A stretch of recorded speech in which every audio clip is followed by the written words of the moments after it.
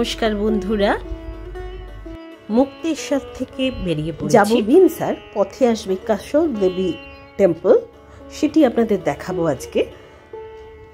কাসর দেবী temple 2য় শতাব্দীর এক অতি প্রাচীন হিন্দু মন্দির। এটা হচ্ছে শক্তিপীঠ।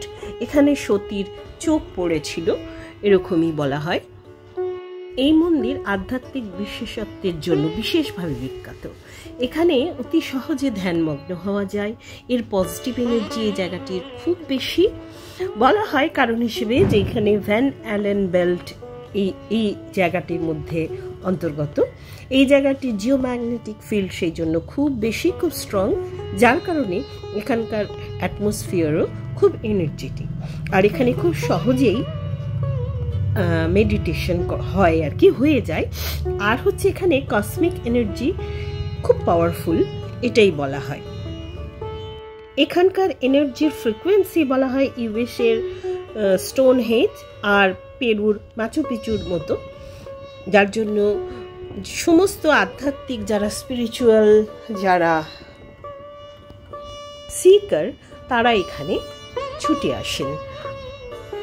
1890 সালে স্বামী বিবেকানন্দ এখানে এসে ধ্যান করেছিলেন।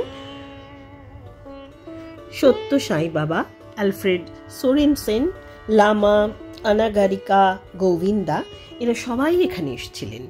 আমাদের খেতে পেয়ে গেছে লাঞ্চের সময়, তাই আমরা একটা জায়গায় খেতে এসেছি। জায়গাটি মানে যাওয়ার পথের যে জায়গাটি, সেটিও কিন্তু খুব মনোরম। এই রেস্টুরেন্টটিও খুব সুন্দর, খাওয়া দাওয়া মোটামুটি, খাবারের কোয়ালিটি ভালো। আমি হোটেলটির চারপাশ থেকে একটু ছবি তুলে নিচ্ছি আপনাদের জন্য। এই রেস্টুরেন্টটির ভিতরটিও কিন্তু খুব সুন্দর, আর যারা সার্ভিস পার্সন তারাও কিন্তু খুব সুন্দর। এই উত্তরাখণ্ডে আমি দেখেছি যারা মানুষরা খুব সুন্দর হন, তাদের ব্যবহার খুব ভালো হয়। চলে এসেছি কাসর দেবী টেম্পলের একদম পাদদেশে। অনেকটা সিঁড়ি ভেঙে উঠতে হবে।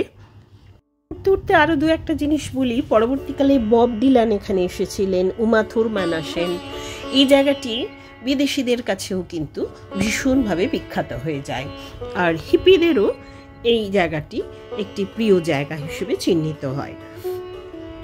খুব ইচ্ছে ছিল এখানে সকাল সকাল আসবো এবং অনেকটা সময় এখানে কাটাবো, সেটা তো হচ্ছে না, কারণ পথেই আমাদের অনেকটা সময় লেগেছে। তারপর লাঞ্চ করেছি।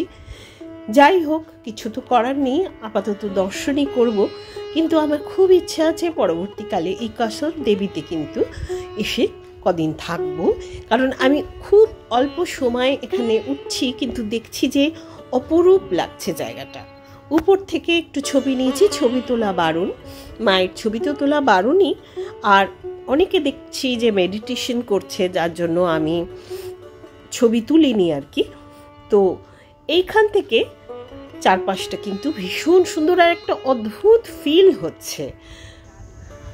আপনারা যারা আমার মতো মেডিটেশন করতে ভালোবাসেন তারা অবশ্যই আসবেন। আমরা দর্শন করে নেমে যাচ্ছি। বন্ধুরা, ভালো লাগলে এই ভিডিওটা একটু লাইক, শেয়ার, সাবস্ক্রাইব বাটনে প্রেস করবেন। ভিনসারের জঙ্গলে 6টার মধ্যে ঢুকতে হবে, তাই আমরা বেশিক্ষণ থাকতে পারলাম না। আজ তবে আসি বন্ধুরা, টাটা।